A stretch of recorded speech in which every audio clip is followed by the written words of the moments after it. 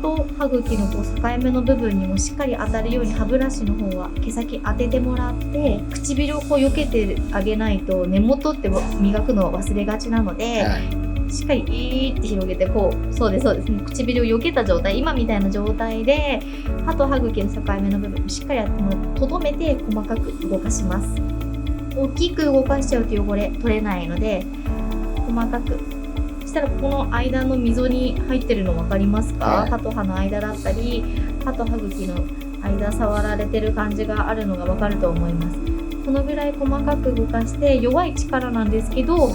細かく動かすことで汚れっていうのもしっかり取ることできますので、取ってあげてください。少し磨くだけでピンク色がだいぶなくなったのが分かると思います。ここを隣り合わせるところに無理に毛は入らないので、そこは糸ようじ、デンタルフロス入れる必要はあるんですけど、側面は歯ブラシの毛先をしっかり当てることで全然汚れって取ることができるので、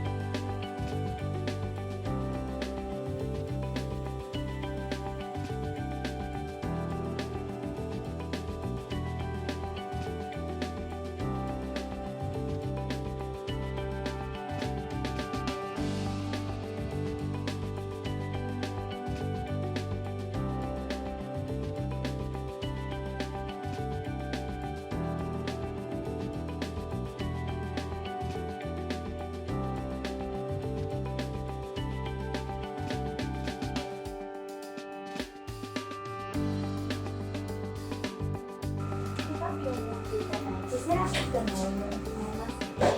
今、A2 っていうこちらのお湯に入れてるんですけれども、こんな感じのこの色で作っていきますね。